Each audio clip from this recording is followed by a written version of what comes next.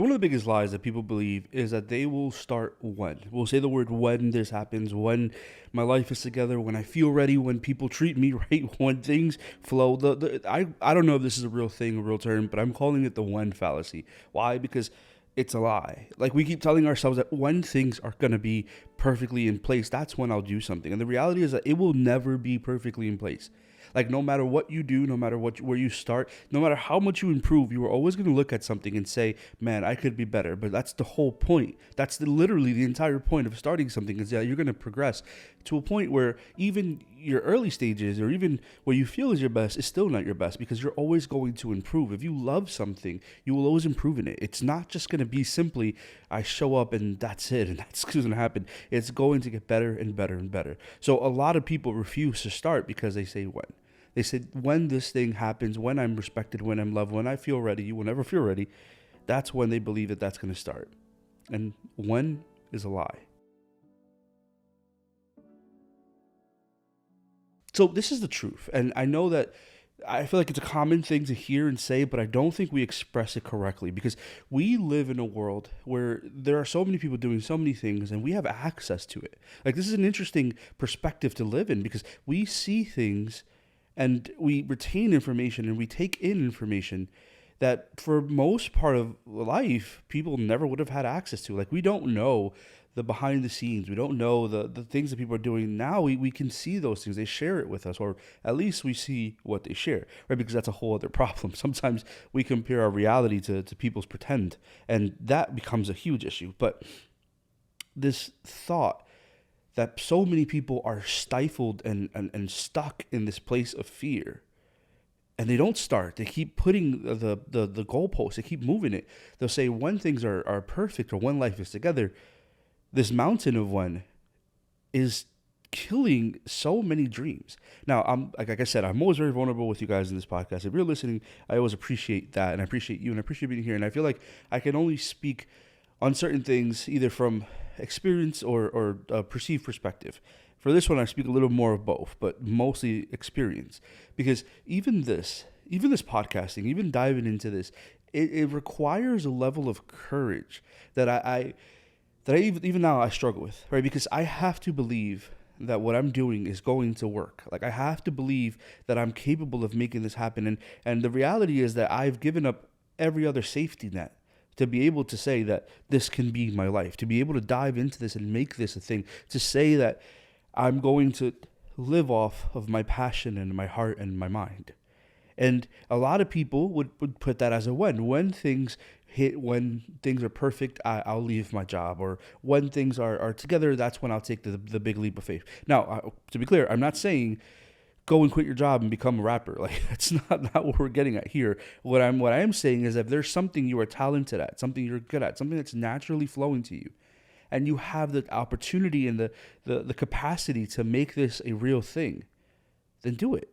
Then live in the reality that this can happen because you have the work ethic and the courage. Like for me, I had to choose, do I want to stay working, like what I was doing is teaching, do I want to remain in that world? Or do I want to take a leap and build something that I know I'm capable of building? And I know I have the talent. I know I have the time. I know I have the desire for. But a lot of people would put that as when. They would say, well, when I've saved enough. And again, that's not a bad thing. I don't want to diminish that, right? I don't want to say that you should feel like, oh, take the leap now with the $6 you have in your pocket. I mean, for some situations, sure, but for most people, that's not the case. You have families, you have bills, you have things you have to take care of. It's not easy to dive into something like that. So it's giving yourself a realistic when and then really doing it. Because again, that's what happens. Some people would say, well, when I have, I don't know, $20,000 saved in my bank account, that's when I'll start the business.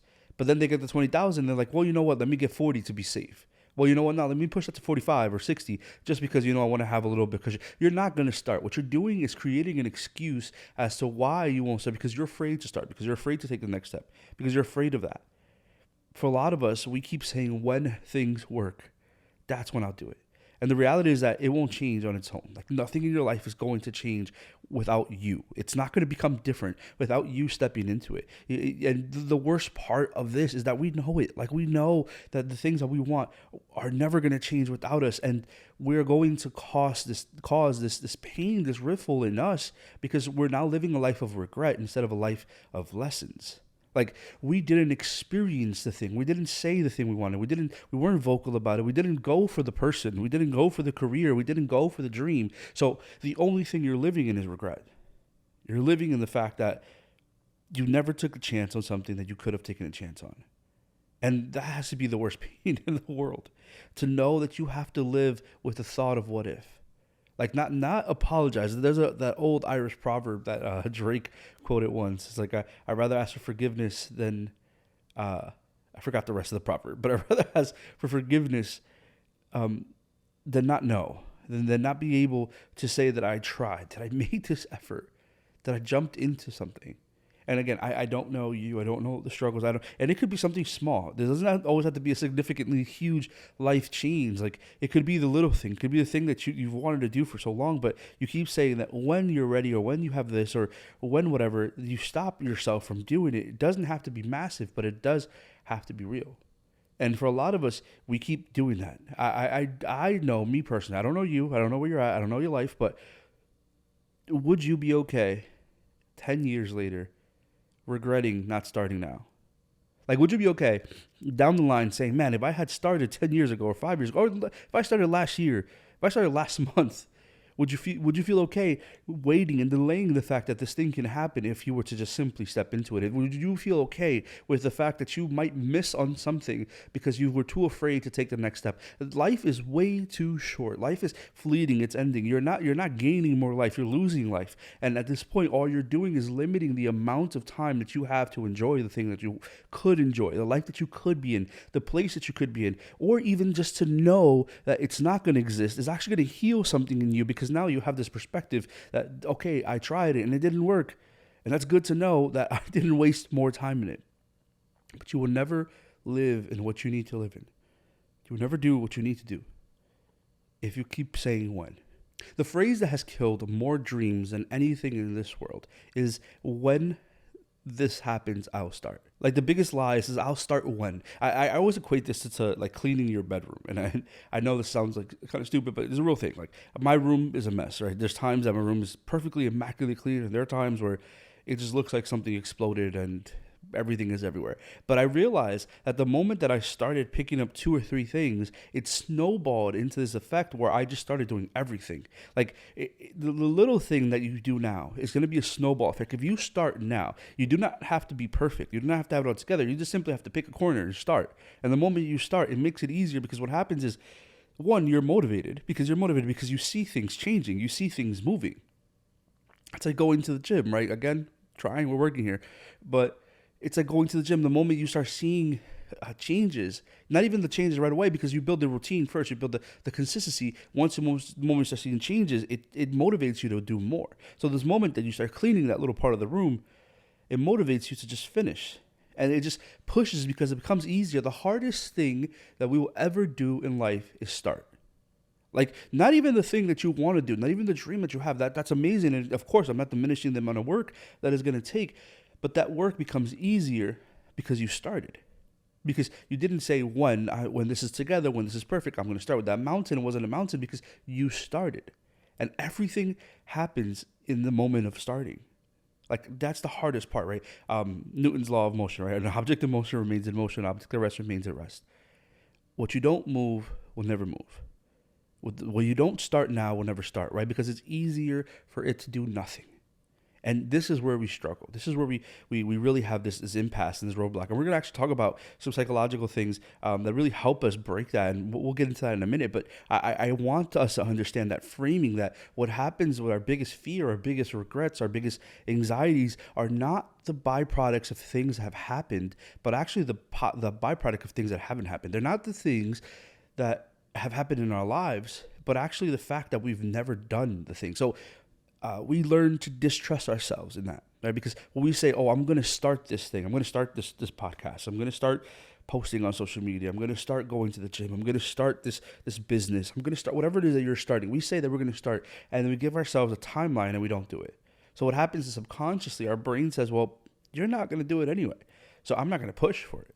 But the moment you do start, it changes everything.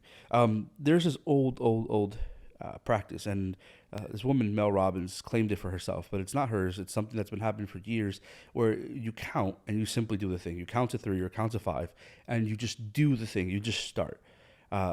I actually heard this in a movie, in like a 1960s movie specifically. It was about kissing the girl. I'm not saying go kiss the person, whatever it is. But in that movie specifically, he said, oh, well, you just count to 3 and just do it. Just take the jump and just take the leap. And it's this reality where it's telling us, it's giving us this finite time to do the thing. Right, you're limited by the limit of that amount of time, and you're gonna have to step up and do this thing and just start. That's gonna be the hard part for a lot of people, right? Just that initial start, that initial spark that sets the flame and everything else. But choosing to do the thing is gonna be the hardest thing you do. Right, starting right now, not when, starting today, starting right. Like at the end of this podcast, if there is something tangible that you can do. And obviously, we'll talk about things that help us work to that psychologically. But if there are things that you can tangibly do today, right away, do them. Because you're creating a space for this thing that you want to be a reality. You're not limiting its possibility, again, by when. You're saying now. So we have this lie, this fallacy, this when fallacy, that things were going to fall into place. When is never going to change. That when is always going to be something and someone new. It's choosing to step into it. So I want to use some things that psychology helps, right? Because this is reality. Again, I'm not a psychiatrist or anything special of that nature. My degree is in microbiology. I mean, I guess we could talk about the biological component of certain things, but there is a lot of resources out there for us to be able to really just help us walk through our day and help us grow through things. And again, this is never a replacement for anything. Like, you should go speak to a person, but it's always good to understand what power you have over yourself, what cognitive powers you have over yourself, because when we fail to understand us, we guarantee that we'll misunderstand the rest of our life. So when we fail to understand why we do the things we do, why we say the things we say, why we act or react the way we react, we will fail to live life to its fullest. And in a world of so much information and so much data and so much studies and so many things that we can literally use, it is a shame that we don't live in the use of that. So understanding how your brain works is huge. So you tend to be your own biggest critic. Like, we need to be our own biggest cheerleader, but half the time we are bashing ourselves. We need to reframe our inner critic, because that voice is the one voice you constantly live with. That is the one thing that in your life will be consistent. No other person around you, no amount of money, no career, nothing will be as consistently in your mind as you are. You are literally your biggest critic. And we do that because, one, we know we're capable of so much more. We know that we have the ability and the drive to do all these things. So we get mad at ourselves. We become a critic in us because we're that. But what if we reframe the way you speak to you? What if instead of saying these terrible things about you, you begin to support and motivate you and say, no, but I am capable of this. Just because I failed here, just because I haven't started, does not mean that I'm incapable of it. It just means that I haven't taken that initiative. So teaching yourself to talk to yourself positively. This disordered way that we live in this world is that we speak to the worst part of us and we magnify and amplify that. We make that our pinnacle for everything. We look at ourselves and think, well, we'll never be good, or we'll never be loved, or we'll never be anything because I don't believe that about me. And yes, we can say that that's tied to how other people have treated us. We can say that it's our past and our family members and those things. Yes, and there's validity to that. But everything comes from what you say to you. Yeah, they might have said what they said. They might have done what they've done. But what do you say? What do you believe? What do you agree with? So we use techniques and we replace certain parts of it. CBT techniques like a thought recording or evidence checking. And this is important. I say this often, and I think it's the best way to really check yourself, is to question, is this real? See, we fail to start things. We fail to step into our goal, into our dream, into our future. We fail to build in anything because we are hypercritical about the way we see us. So we don't believe that we're capable of doing this thing, of starting this thing. We don't believe that it will be successful because we limit the possibility of it happening.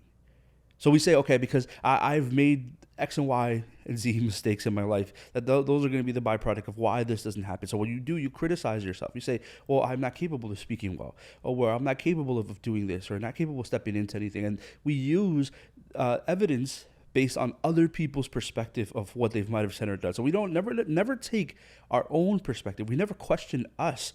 We never question the reality of it. We just say, well, people said this about me, so this must be true. I need you to understand my favorite phrase there, that is a lie.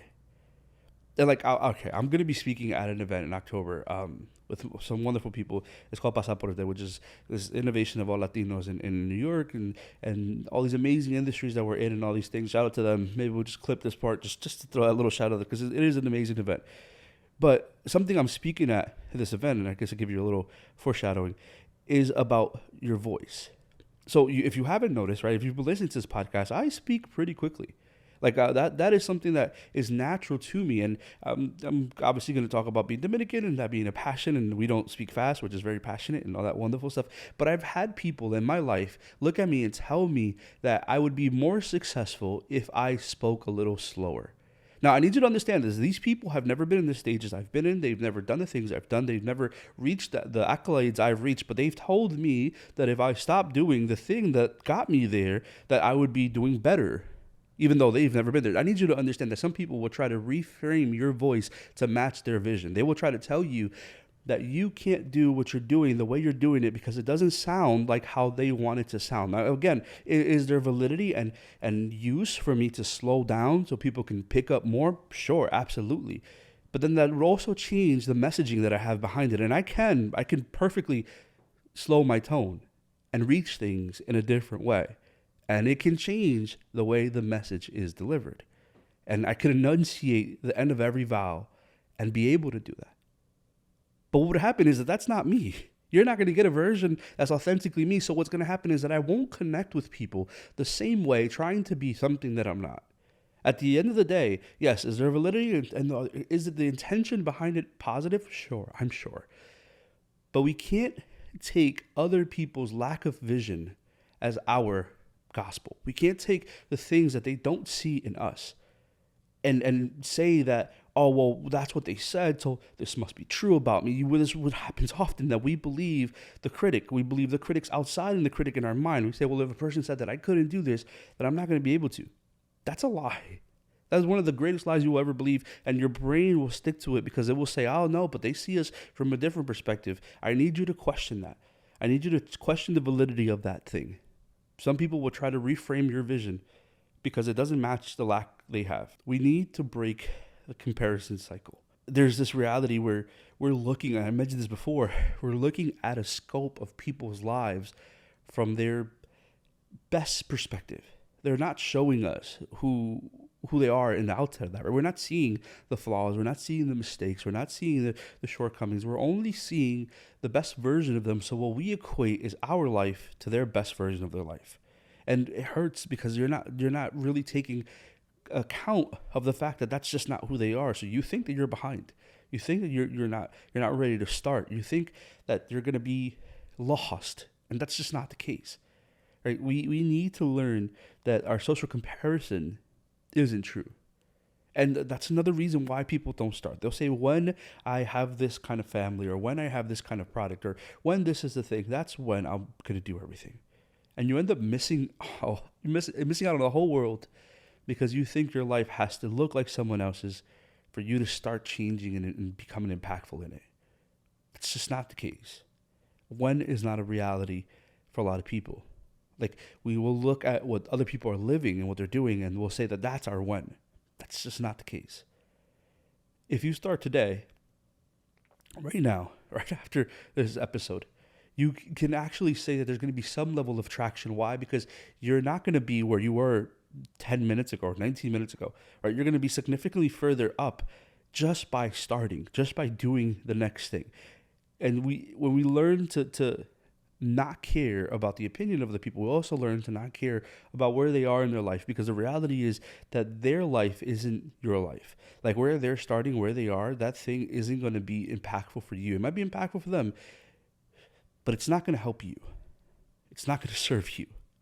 Social comparison has been the death of so many people's dreams because they've looked at what people have and what they do, and they compare it to everything else. Like, I can only use me as a comparison, and this is just plug in your thing here. So for me, I'm gonna say social media, right? Podcasting. I'm looking at this stuff, and there's people that have done so many better things than me, that are so much more talented, that they have so much better equipment, that they have better sound, that they have better storytelling, that they have better production, that they have better marketing, they have all these things. And if I had looked at those things and said, well, I can't compete with them, that I'm never going to be as good as them, then I would have never started. I would have been in the same place I've always been, waiting to start.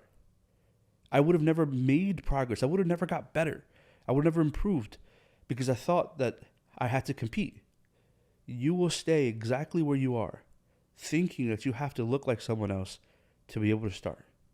The reality is that the best version that you'll ever reach is the version that you just start with now. So as we've been talking about those things, there's a self-determination theory, that this is one of the greatest things that I think we can develop in ourselves. And it shows that people thrive when focusing on autonomy, competence, and relatedness, not external validation. So your own autonomy, what you have control over, right? The things that you have authority over, the identity that you've developed, and not of anything from the outside, not a validation from anything on the outside. I myself, the only person I know. There have been times where I've doubted my social media presence and stuff like that.